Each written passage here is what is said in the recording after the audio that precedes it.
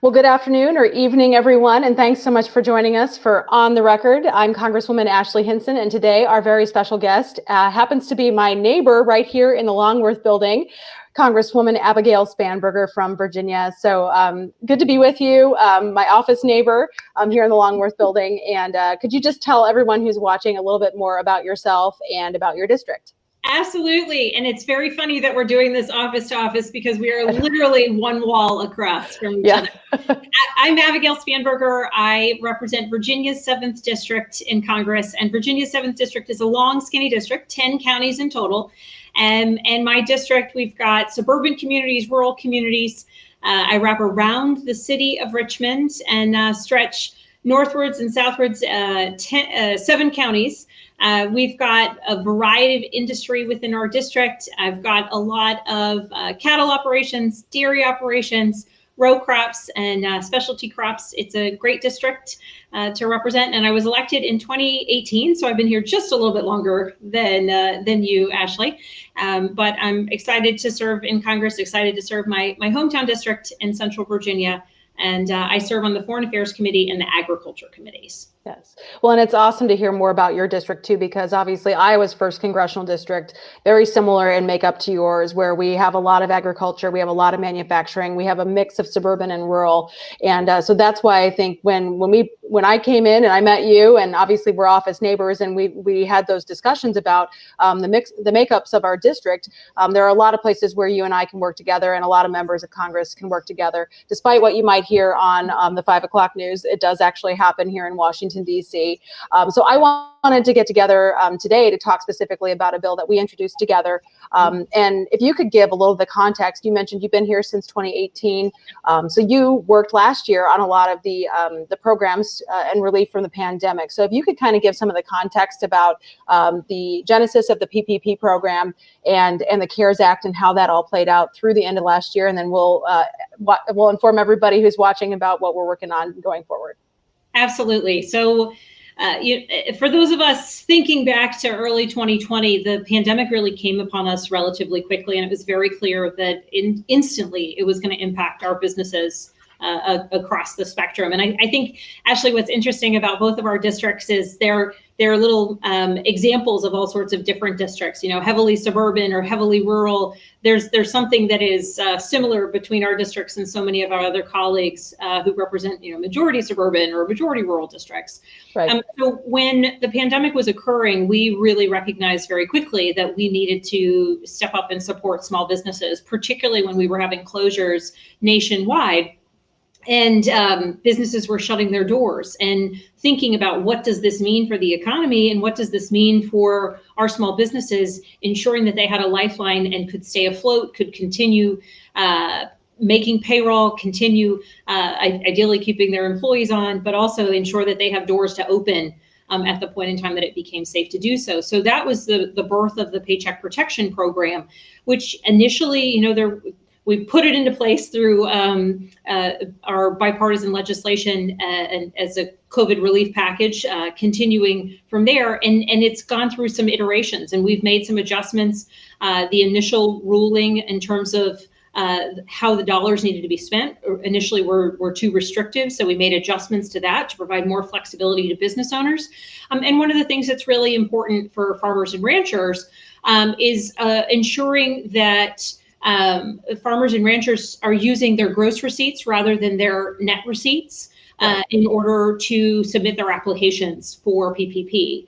And so, for those of you out there, I'm sure most people know, but just a bit of a refresher, the gross receipts are that total income of the business, and the net receipts are that total amount received by the business after you deduct your costs and your raw material and your taxation and other expenses. And so because our PPP loans were really a lifeline, we wanted to make sure that there was the most flexibility possible and allowing our farmers and producers to be able to use those gross receipts was really important in that added level of flexibility. Absolutely. And so that's where our bill comes in to really fix a discrepancy in some of that earlier guidance. The SBA obviously came out with some guidance in March, and following your work in December, obviously, as a bipartisan bill, to expand that ability for farmers and ranchers and that gross revenue that is so important.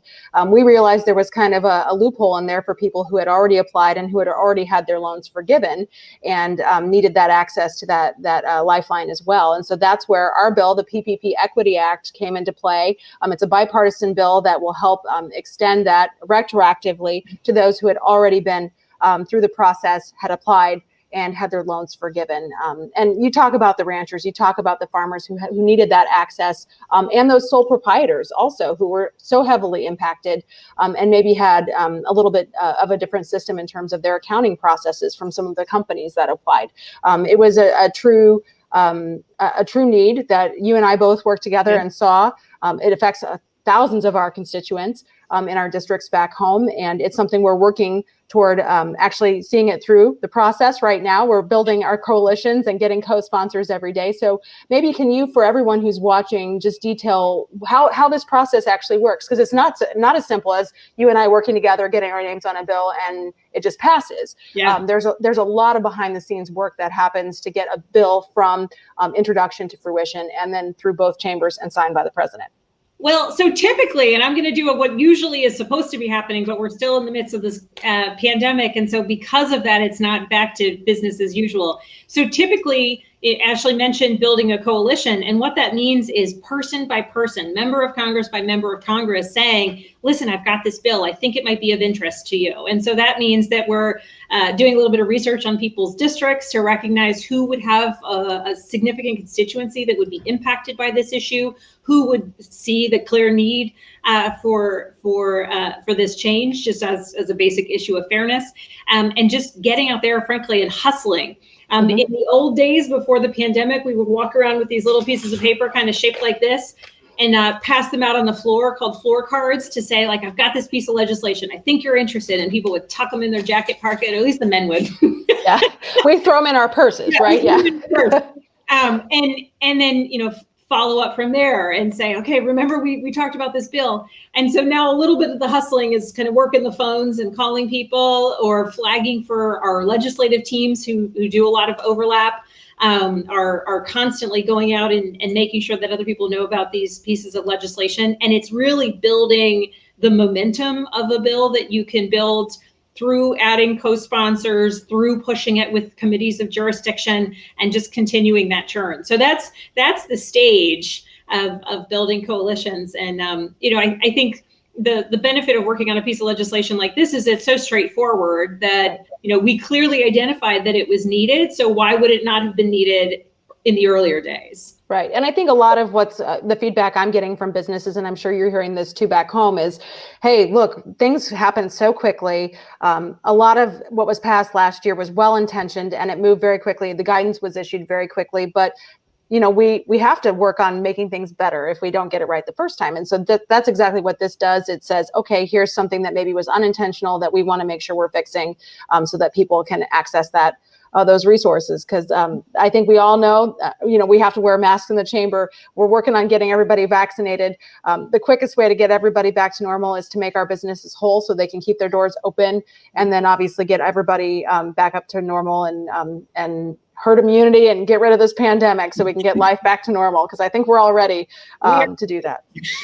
Well, and it's an issue of ensuring consumer confidence and making sure, depending upon the type of business that really relies on folks coming through the doors and trusting that they're going to be safe, and that's particularly the case for I'm sure the same in your district, our local restaurants, which have been just an actual kind of lifeline of community and such a source of pride, particularly for areas that do pull tourism or tourists. But everything that we can do to ensure that bridge to survival, and that was the original intent. And we gotta keep it going because there's light at the end of the tunnel. Yeah, absolutely. Well, and you mentioned the restaurants. They've been so creative in developing new ways to reach customers and innovate and market. And we absolutely need to do what we can. The PPP program kept a lot of those doors open through this last year. And so it's great to be talking about trying to figure out how we can help our ag producers even more, help those small businesses and those sole proprietors access those resources that they so desperately need and honestly are entitled to, right? I think that's the intent of what we were working on last year, and then obviously this year going forward. So for people watching, and obviously you're in Virginia, I'm in Iowa, we're working together on this. It does happen more than people actually realize that people work together here. Where can people find out more information about your website if people are looking, your official page? It's mail.house.gov, that's what we all use here, but what's your official website? It's Spanberger, so that's SPANBERGER .house.gov is my website. And for anybody who's interested in the good bipartisan work that I'm doing, Ashley mentioned it happens. I'm the most bipartisan, according to the Lugar Center, the most bipartisan member of the Virginia delegation and one of the most bipartisan members of Congress. And that really comes down to an intentionality of building coalitions, finding places where we agree. And so I was delighted when Ashley moved in next door and had the opportunity to meet her in person. I think it was swearing in day. Yeah, you were over here. You were the first member to come into my office and introduce themselves. So I appreciated that outreach right off the bat. And no, we're working together on this one and many other bills. So you can check out my website as well, hinson.house.gov.